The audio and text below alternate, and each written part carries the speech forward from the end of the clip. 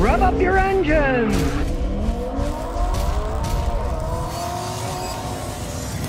Well, the world's certainly gone insane. A teenager in rural Virginia was told he could not drive his pickup truck to school, to high school, with 2 American flags. And as the Virginia teen said, and I quote, "My family fought for America, and I feel like I should be able to represent the flags for what they fought for." Well, the high school wouldn't let him do it. They took away his parking permit so he couldn't park, and then he left the school and he's now doing homeschool. I mean, what has happened to this country? These people have lost their minds. At least in Washington, they finally done something that makes sense. They flew some kind of pride flag at the White House, right? Well, immediately the GOP got in and they passed a law that says the only flag you can fly in a White House is the American flag. Well, at least then with the opposite way, they're putting their flag up, right? And this is rural Virginia. You'd think, you know, they'd be a bit into flying a flag, but no, they wouldn't let this guy fly his flags. And it wasn't like it was an 800-foot. It went in the bed of his pickup. He had one on each side and it was level with the top of the pickup truck. But no, they wouldn't let him do it. So now he's being homeschooled and he's wondering, what the heck is going on with these people? The administrators at the school said, you have to take it down because it's a distraction. Well, isn't everything a distraction these days? It really makes you wonder, you know, what's going on in people's heads these days? Does anybody look at the big picture? Are they that into their little minutiae of rules and orders? Well, then again, it is a public high school, so it's part of a giant bureaucracy. They have school districts, you know, and then who knows what those people are up to. But in rural Virginia, doing this, the part that amazes me, I could see if it was in San Francisco or something, you know, but rural Virginia, I mean, that really took me for a spin. Well, the Inflation Reduction Act has now celebrated its first birthday, and obviously it hasn't reduced inflation. If you've looked at what things cost, houses cost more, everything costs more. What does Biden say about it? Here's what Biden says about it. At a recent meeting with donors, of course, you know, they got to have money to get elected, right? He said, it has nothing to do with inflation. It has to do with the $368 billion, single largest investment in climate change anywhere in the world. Well, then why didn't they call it the climate change bill? They called it the Inflation Reduction Act, right? I mean, let's call a spade a spade. Well, this is the Cool Down America Act, but we're actually building furnaces to heat it up. Why did they call it the Inflation Reduction Act? Why? Unbelievable. You know, it's just like Elon with his full self-driving technology.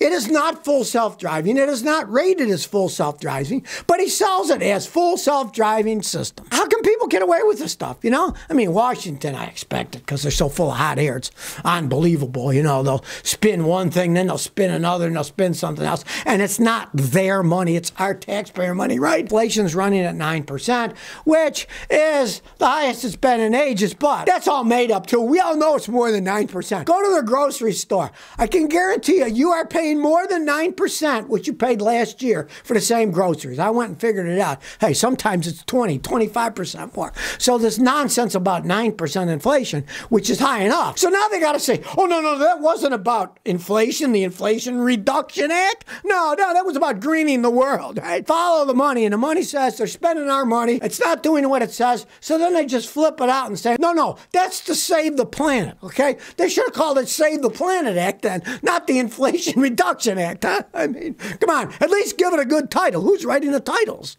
What idiots are writing the titles of these things, right? Well, if you think it was bad enough that the name Jeep, putting on just about anything, like the Jeep Renegade, that stupid song, right? That's just a rebadged Fiat 500 four-wheel drive vehicle, right? Italian garbage. Well, now they got another Jeep that's going to be called the Avenger, and it's based on a Peugeot Citroën French vehicle, right? Now, thank goodness so far they're not going to be selling it in the United States. They're going to try to sucker the Europeans to buy it, right? But they just put Jeep on anything now. It is a meaningless name. They own the rights to the name. They could put it on bowling balls if they wanted to, right? But now they're going to put it on a Peugeot Citroën vehicle and call it the Jeep Avenger. Now, here's a picture of it. You can see, yeah, it looks like a Jeep. Jeepy SUV thing, right? But appearances can be deceiving. You can make any vehicle look like any vehicle. I watched a hilarious video the other day. There's a guy in the United States, I think he lives in Arizona someplace, and he bought a giant Volkswagen Beetle. So he's got this Volkswagen Beetle that is humongous. Watch the video. It's hilarious, right?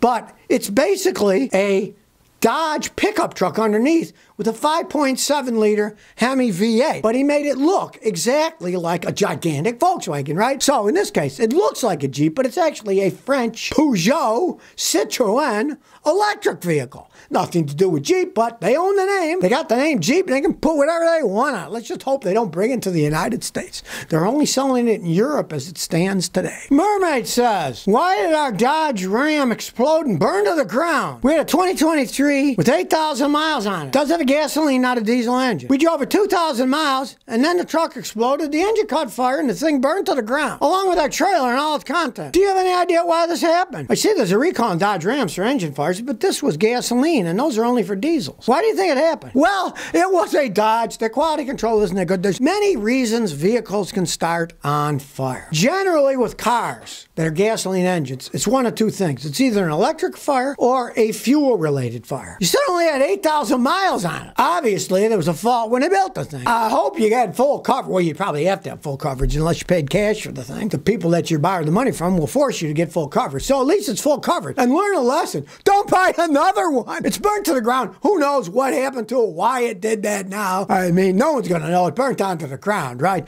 But it's generally either electrical or gasoline. If you got a car you smell gasoline, turn it off, get it fixed. Don't drive it anymore. Electrical shorts, on the other hand, they can come out of nowhere, short out, and burn it out. Now, at least it started. You ran away and nobody was injured, which is a good thing. But take your insurance and buy something besides a Dodge to replace it with. Not, says, I got a Jeep Wrangler and it jerks when it rolls, even in neutral. It sat for a while. We went off-roading, but when I parked it and drive it, there's a jerk, even when it's rolling in neutral. It still jerks without touching the gas. What could it be? Is it a transmission issue? If it's jerking, even when you're in neutral and rolling, in neutral, your transmission is no longer connected physically. So it's not the transmission.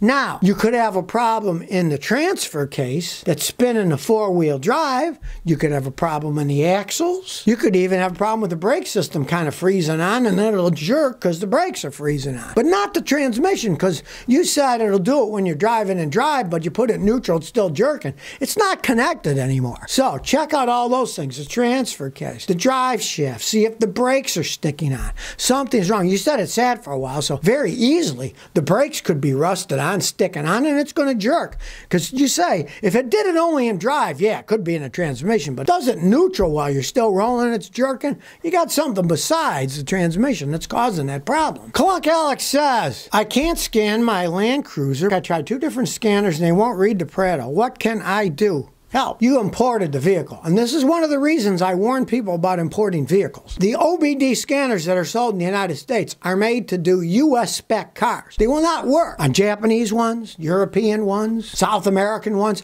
They use different protocols. You want to get a scan tool that works. You're going to have to find out where it came from and get a scan tool from them because they have different parameters and they're not interchangeable. And the other reason I advise people not to buy imported vehicles is because a lot of the parts are different and you can't get them. You go to a Toyota dealer, say I got a Prado, they'll probably say, we can't look it up. They don't sell them here. If you want to bring it apart, maybe we can match it up, yada, yada, yada. But a lot of times you can't get parts for them either. Well, old Elon's at it again. He's come out with the Cybertruck, right? And he says it's got to have great specifications, tight quality control. And he says, and I quote, if Lego can do it, we can. Now, you think the guy could have thought of a better analogy. He's talking about building an electric truck. As weird as it looks, it's supposed to be an electric truck, right? He's comparing it to Lego that makes little plastic pieces that snap together. Now, there's a little bit of difference in technology and production methods.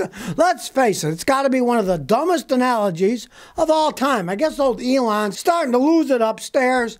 Now he can't even come up with good analogies. He says the high standard of quality is going to be single-digit micron because all the straight edges will look right? If you ever seen any of the Teslas, nothing's straight on them. They don't build them very well. And now all of a sudden he's going to have single micron, okay? A micron is 1/1,000,000th of a meter. Again, we got Elon talking through his hat. Great, we're going to do this. He keeps promising stuff that never comes to fruition. And now he's talking the talk. We're going to make it within single-digit microns. That means it can go up to 9, right?